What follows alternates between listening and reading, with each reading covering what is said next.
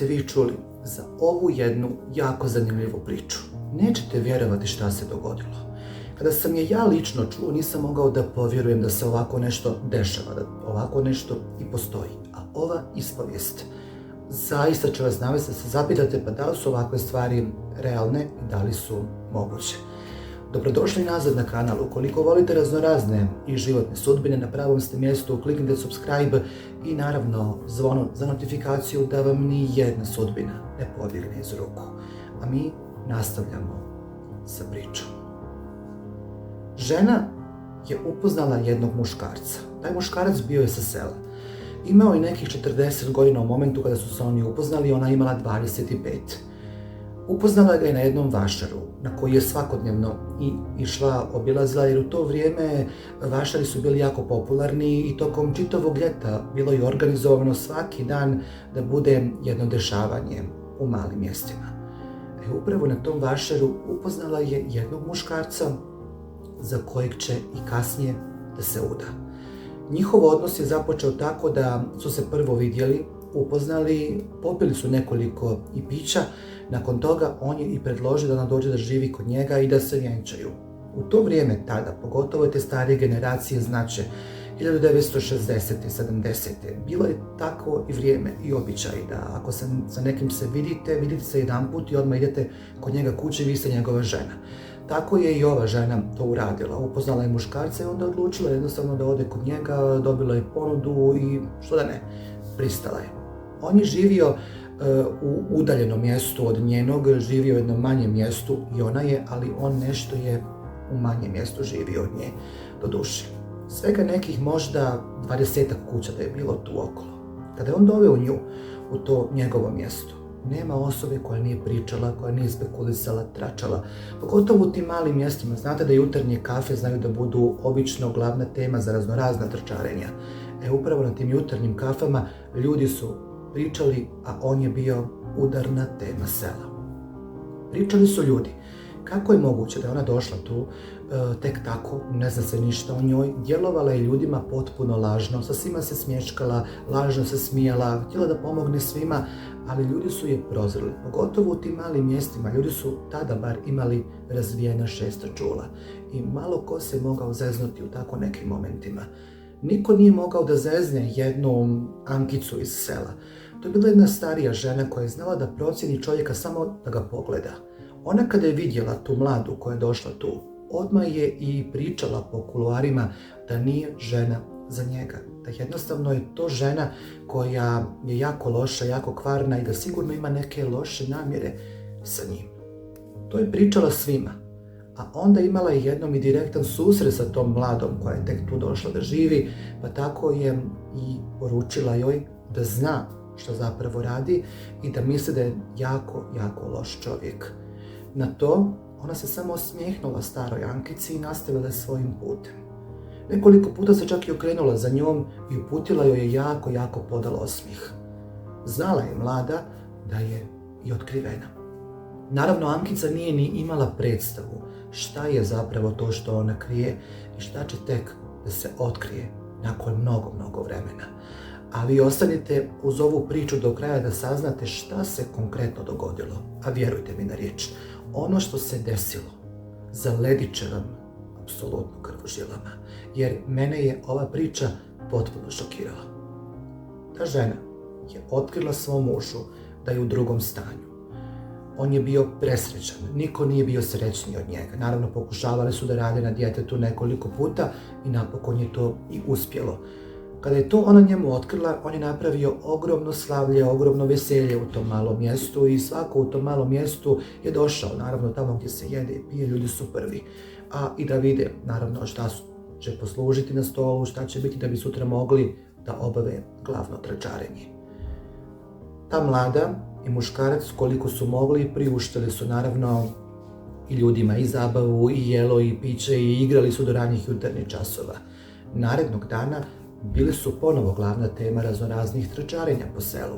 Ljudi su pričali šta je se bilo na stolu, kako je mlada izgledala, ali Ankica je imala čudan osjećaj u stomaku i uvijek je pričala, čak i nakon te večeri, da nešto nije u redu sa mladom i da ima osjećaj da će uraditi nešto potpuno stravično. ali to su samo bila tračarenja. Nakon nekog vremena, naravno njoj stomak se više i više počeo da raste i došlo je to vrijeme nakon 9 mjeseci da ode na porođaj. Kada je došla da se porodi, ona je saznala u tom momentu da zapravo nije baš sve onako kako ona očekivala. Rodila je blizance.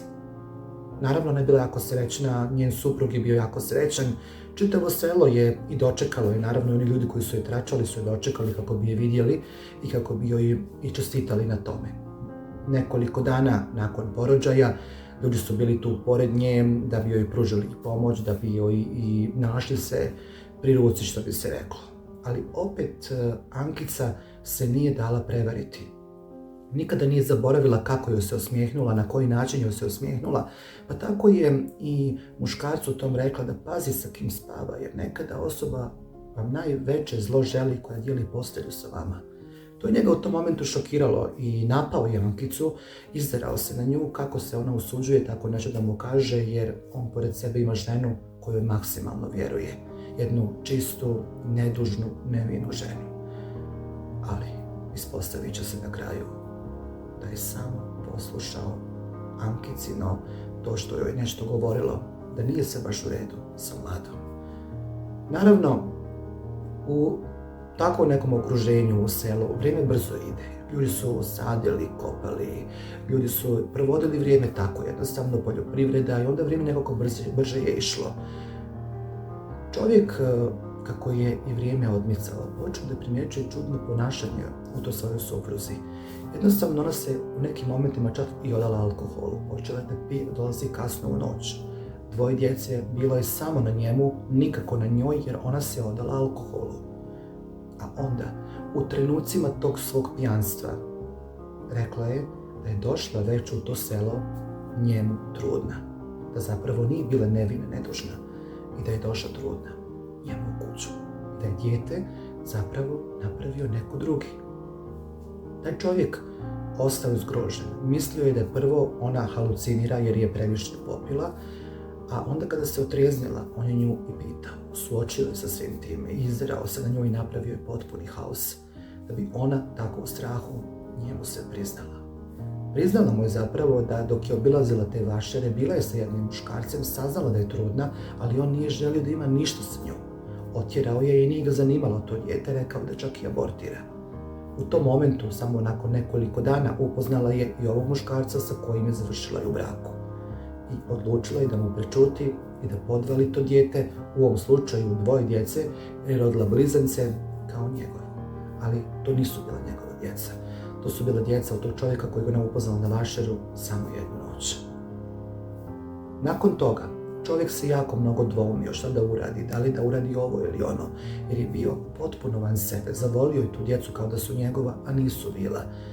Šta da radi, ni on sam nije znao. Ali, ono što je on uradio, zaista je potreslo sve. Zato što odluči da ostane sa njom neko vrijeme. I bio je sa njom neko vrijeme. Jednostavno, trudio se da zaboravi to sve, da oprosti na neki način, jer je volio tu djecu. Ali ona se odala konstantno alkoholu, počela da izlazi po kafanama, da se opija i on to više nije mogao da podnese. Kako su djeca odrasla, svako je naravno krenuo svojim putem. Jedno dijete završilo je na fakultetu u gradu, drugo je također otišlo u grad, ali nije bio na fakultetu, već i radio neke poslove. Njih 2 su ostali sami. Žena, naravno da se nikada nije trijeznila, konstantno je pila, konstantno je bila sa drugim muškarcima. On to više nije mogao da podnese, pa tako jedno večer se i suočio sa njom, žestoko je napao, brutalno je izvrijeđao, a ona u tim momentima je skočila nožem na njega, on se pokušavao braniti i jednostavno ona je završila mrtva na podu. Kada je policija došla, njega je naravno i privela. Čitavo selo bilo je u šoku. Njega izvode sa lisicama, a žena je mrtva u kući. Ankica je to znala, nije to iznenadilo. Naravno, kako je i to se dogodilo, malo po malo priča je počela da se saznaje šta se dešavalo, šta se desilo. A Ankica je onda bila svjesna da nju taj osjećaj nikada nije prevario. Dok je izlazio sa lisicama, izvinio se Ankici sa suzama u očima. Odslužio je svoju kaznu u nekoliko godina u zatvoru i vratio se ponovo u tu kuću u kojoj se dogodio horor. Nastavio je da živi, a njegova djeca nikada nisu saznala da zapravo oni su od drugog muškarca. Uvijek ih je tretirao kao da su njegova, ali su ga razumjeli, jer su i oni proživljavali potpuni horor s njom zbog njenih pića, pijanstva.